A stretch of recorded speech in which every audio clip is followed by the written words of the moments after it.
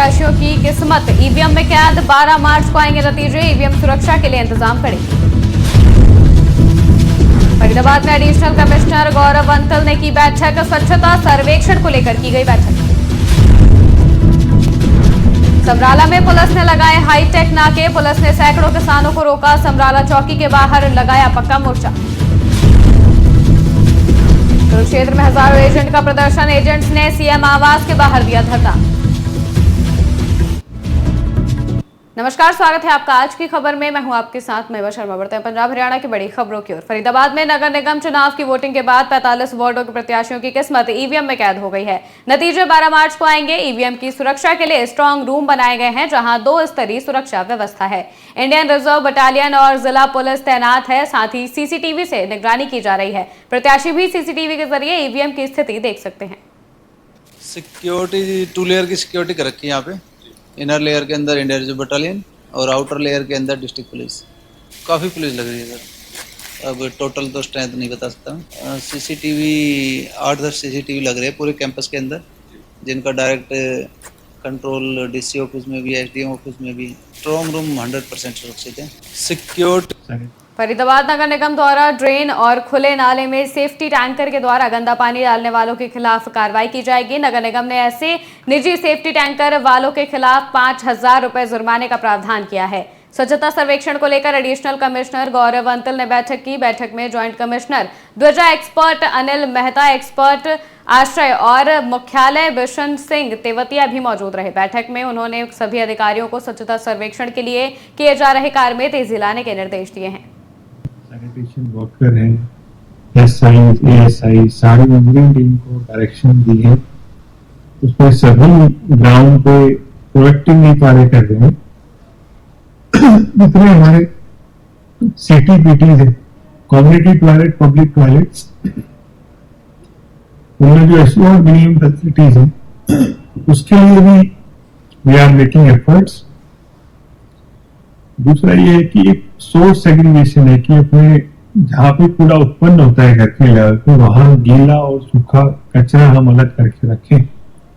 उसके लिए भी हम आईसी एक्टिविटी चला रहे हैं। सभी सिटीजन्स को मोटिवेट कर रहे हैं कि वो इस हैबिट को अपनाएं और अपने शहर को स्वच्छ रखने में मदद करें। पंजाब में संयुक्त किसान मोर्चे के चंडीगढ़ धरने के ऐलान के बाद पंजाब पुलिस ने सख्त कदम उठाए हैं। पुलिस ने खन्ना के समराला में मोगा और फिरोजपुर से आ रहे सैकड़ों किसानों को रोक दिया। पंजाब पुलिस ने किसानों को रोकने के लिए सड़कों पर भारी पुलिस बल तैनात किया है।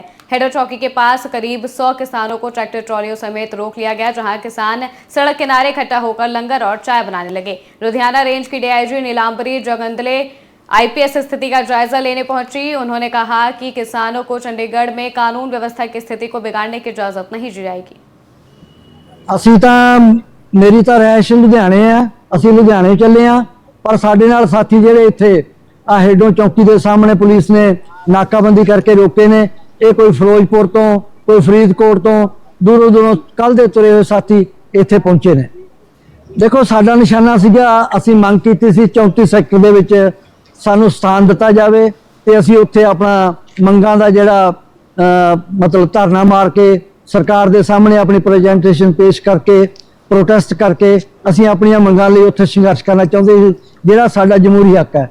ਸਰਕਾਰ ਨੇ ਪਹਿਲਾਂ ਤਾਂ ਉੱਥੇ ਸਾਨੂੰ ਜਗ੍ਹਾ ਨਹੀਂ ਅਲਾਟ ਕੀਤੀ। ਚੰਡੀਗੜ੍ਹ ਪੰਜਾਬ ਦੀ ਰਾਜਧਾਨੀ ਹੈ, ਪੰਜਾਬ ਦੇ ਪਿੰਡਾਂ ਨੂੰ ਉਜਾੜ ਕੇ ਬਣਾਈ ਗਈ ਹੈ ਤੇ ਸਾਨੂੰ ਬਗਾਨਗੀ ਦੀ ਭਾਵਨਾ ਦੀ ਤਰ੍ਹਾਂ ਪੰਜਾਬ ਨੂੰ ਉੱਥੋਂ ਦਰਕਾਰਿਆ ਜਾ ਰਿਹਾ। ਦੂਜੇ ਨੰਬਰ ਦੇ ਉੱਤੇ ਅਸੀਂ ਫੈਸਲਾ ਇਹ ਕੀਤਾ ਸੰਯੁਕਤ ਕਿਸਾਨ ਮੋਰਚੇ ਨੇ ਵੀ ਸ਼ਾਂਤੀਪੂਰਵਕ ਰਹਿੰਦੇ ਹੋਏ ਜਿੱਥੇ ਕਿਤੇ ਪ੍ਰਸ਼ਾਸਨ ਸਾਨੂੰ ਰੋਕਦਾ, ਜਿੱਥੇ ਕਿਤੇ ਨਾਕੇ ਲਾਉਂਦੇ ਨੇ, ਉੱਥੇ ਅਸੀਂ ਉੱਥੇ ਹੀ ਧਰਨੇ ਸ਼ੁਰੂ ਕਰ ਦੇਣੇ ਨੇ। ਮੇਰੇ ਕੋਲ ਰਿਪੋਰਟ ਹੈ ਕਿ ਪੰਜਾਬ ਦੇ ਵਿੱਚ ਘੱਟੋ ਘੱਟ 100 ਜਗ੍ਹਾ ਦੇ ਉੱਤੇ ਅੱਜ ਇਹ ਜਿਹੜਾ ਮੋਰਚਾ, ਇਹ ਸੰਘਰਸ਼ ਹੈ, ਜਿਹੜਾ ਇਹ ਧਰਨੇ ਜਿਹੜੇ ਸ਼ੁਰੂ ਹੋ ਚੁੱਕੇ ਨੇ। ਤੇ ਜਿੰਨਾ ਚਿਰ ਸਾਡਾ ਪੰਜਾਬ ਦਾ ਫੈਸਲਾ ਨਹੀਂ ਹੁੰਦਾ ਸ਼ਾਮ ਤੱਕ ਵੀ ਅਸੀਂ ਅੱਗੇ ਕੀ ਕਰਨਾ, ਉਹਨਾਂ ਚਿਰ ਸਾਡੇ ਧਰਨੇ ਸਾਰੀਆਂ ਜਗ੍ਹਾ ਦੇ ਉੱਤੇ ਸ਼ਾਮਲ ਹੋਣਗੇ। ਤੇ ਜਿਹੜੇ ਬੰਦੇ ਸਾਡੇ ਆਗੂ ਛਾਪੇ ਮਾਰ ਕੇ ਜਾਂ ਉਹਨਾਂ ਨੇ ਕੱਲ ਪਰਸੋਂ ਦੇ ਪ੍ਰਸ਼ਾਸਨ ਨੇ गिरफ्तार किए ने। ਅਸੀਂ एक स्ट्रॉन्ग नाका लगाया होया अपना, करीब 100 तो ਵੱਧ पुलिस मुलाजम इत्थे हैगे। स्ट्रॉन्ग बैरिकेडिंग असी इत्थे कीती हुई है ਤੇ ਅਸੀਂ ਇਹਨਾਂ ਨੂੰ ਅਪੀਲ ਕੀਤੀ ਸੀਗੀ ਵੀ ਇੱਥੇ ਅਮਨ ਸ਼ਾਂਤੀ ਦਾ ਭੰਗ ਨਾ ਹੋਵੇ, ਇਸ ਕਰਕੇ ਤੁਸੀਂ ਕਿਰਪਾ ਕਰਕੇ ਇਸ ਤਰੀਕੇ ਦੀ ਕੋਈ ਹਰਕਤ ਨਾ ਕਰਿਓ। ਤੇ ਉਹਨੂੰ ਮੰਨਦੇ ਹੋਏ ਸ਼ਾਂਤੀ ਨਾਲ ਰੋਡ ਦੀ ਸਾਈਡ ਤੇ ਬੈਠੇ ਹੋਏ ਆ ਤਾਂ ਕਿ ਕਿਸੇ ਨੂੰ ਕੋਈ ਅਸੁਵਿਧਾ ਨਾ ਹੋਵੇ। ਤੇ ਮੋਹਾਲੀ ਚੰਡੀਗੜ੍ਹ ਜਿਹੜਾ ਇਹਨਾਂ ਦਾ ਧਰਨਾ ਲਾਉਣ ਦਾ ਪ੍ਰੋਗਰਾਮ ਸੀਗਾ, ਉਹਦੇ ਕਰਕੇ ਅਸੀਂ ਇਹਨਾਂ ਨੂੰ ਕਿਹਾ ਕਿ ਵੀ ਉੱਥੇ ਅਮਨ ਸ਼ਾਂਤੀ ਨਾ ਭੰਗ ਹੋਵੇ। ਅੱਜ नहीं जी, कल कुछ ਜਿਹੜੇ कुरुक्षेत्र में प्रदेश भर के हजारों एजेंट व लोगों ने आज मुख्यमंत्री आवास कार्यालय के बाहर धरना दिया और मुख्यमंत्री हरियाणा नायब सिंह सैनी के नाम मांग पत्र भी सौंपा है। ह्यूमन सोसाइटी के एजेंट पवन ने जानकारी देते हुए बताया कि उनके साथ धोखा हुआ है। वो ह्यूमन सोसाइटी के लिए काम करते थे, लेकिन ह्यूमन सोसाइटी के 5 लोगों ने लगभग 45 लाख लोगों से 70,000 करोड़ रुपए की धोखाधड़ी की है। जी, ये हम सब लोग एजेंट लोग human welfare credit and thrift cooperative society में काम करते हैं जी। ये सारे सोसाइटी ये कृषि मंत्रालय भारत सरकार से रजिस्टर्ड है। इन्होंने 3 दिसंबर 2024 को पोर्टल बंद कर दिया गया और यहाँ से कोई लेन देन सोसाइटी का 1 साल से नहीं हो रहा। ये अब पता चला है, लेकिन ये कई बंदे बता रहे सोसाइटी 1 साल पहले से बंद है। लेकिन जो 1 साल पहले से सोसाइटी बंद थी, तो जो पैसा हमने दिया, कस्टमर का पैसा, अपना पैसा इंस्टॉलमेंट के रूप में जो ब्रांचों में जमा करवाया, वो पैसा कहाँ गया? ये सारा पैसा कहते हैं चेस्ट ब्रांचों में जमा होता है। पूरे हरियाणा में 5 चेस्ट ब्रांचें हैं जी। 5 चेस्ट ब्रांचों में वो पैसा अगर जमा हुआ है तो वो पैसा गया कहाँ जी? अगर कंपनी 1 साल पहले से बंद थी तो पैसा कहाँ गया? वो चेस्ट ब्रांच वाले खा गया, कोई और खा गया? इसकी इंक्वायरी के लिए किए जाते हम रिक्वेस्ट करने के लिए हम सीएम साहब के द्वार पे आए हैं। सीएम साहब इस मामले को अपने संज्ञान में लेकर त्वरित कार्रवाई करें। हम जो है वुमेन सोसाइटी के ठगों के खिलाफ ये मुहिम छेड़ी हुई है हमने। ये सोसाइटी जो है रजिस्टर्ड है, बाकायदा कृषि मंत्रालय भारत सरकार से इसका रजिस्ट्रेशन है और जो है हमारी आरबीआई की वेबसाइट है, ठीक है जी, sachet.rbi.org.in, ठीक है जी। उस सचेत वेबसाइट में जाके अगर हम चेक करेंगे तो ये सोसाइटी जो है रजिस्टर्ड है वहां से। उसी को देख के हम लोगों ने जो इसमें काम करना शुरू किया और हम एजेंट के तौर पे काम करते थे। हमारे को जो है उसका कमीशन मिलता था 2-3%। और कोरोना काल में हमने जो है ये काम शुरू किया तो जी लोगों का पैसा लगवाया, उस टाइम टू टाइम पैसा जमा हुआ, पैसा लोगों को मिला। लेकिन अभी पिछले 1-1.5-2 साल से जो है ये कंपनी सोसाइटी पीछे से जो है इसने पैसा देना बंद कर दिया। और यहाँ पे जो है मेन जो है चेस्ट संचालक थे जी, 5 चेस्टें थी हरियाणा में, एक चेस्ट थी अपनी, 5 चेस्टों के जो संचालक थे वो यहाँ। करनाल में बदलते मौसम और पहाड़ी क्षेत्रों में लगातार हो रही बरसात से मैदानी इलाकों में एक बार फिर से तेज हवाओं के साथ ठंडक बढ़ गई है, जिसका सीधा असर लोगों की सेहत पर भी देखने को मिल रहा है। पिछले 1 सप्ताह से इन्फ्लुएंजा के मामले बढ़े हैं। अधिकांश मरीज वायरल बुखार, खांसी और सर्दी जैसे लक्षण के साथ अस्पताल पहुंच रहे हैं। सेहत से जुड़ी इस खबर में करनाल के नागरिक अस्पताल में कार्यरत डॉक्टर कुलबीर सैनी फिजिशियन ने बीमारियों से बचने की सलाह दी है। देखिए, पहले सर्दी के बाद अचानक एकदम गर्मी हो गई थी और उसके बाद थोड़ी बरसात होने के बाद मौसम में थोड़ा बदलाव है। सुबह के टाइम या शाम के टाइम थोड़ी ठंडी हवाएं चल रही हैं। हवा भी बहुत तेज है, उसके साथ धूल मिट्टी के कण वगैरह भी उड़ रहे हैं। और ऐसे मौसम में छोटे बच्चों को जो बाहर खेलते हैं और जो बुजुर्ग हैं जिनको दमा, टीबी की बीमारी या सांस की दिक्कत है, उनको सांस की दिक्कतें बढ़ सकती हैं।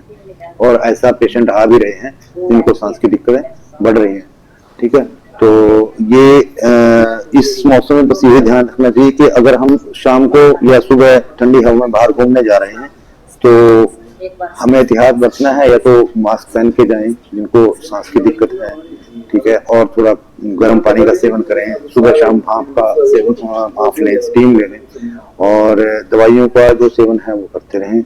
एंटी एलर्जिक लें, आंखों को, नाक को धूल से बचाएं। सांस में जो आजकल पॉलन ग्रेन्स है, जैसे पतझड़ का सीजन है वो ज्यादा है, वो सांस की बीमारी को बढ़ा सकते हैं।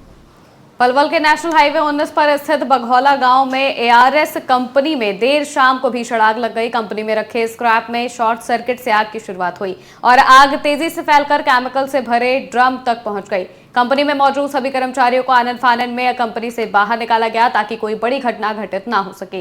इस आग की सूचना बघौला चौकी पुलिस द्वारा दमकल विभाग को दी गई और सूचना के बाद पलवल दमकल विभाग की लगभग आधा दर्जन गाड़ियां पहुंची और आग पर काबू पाया।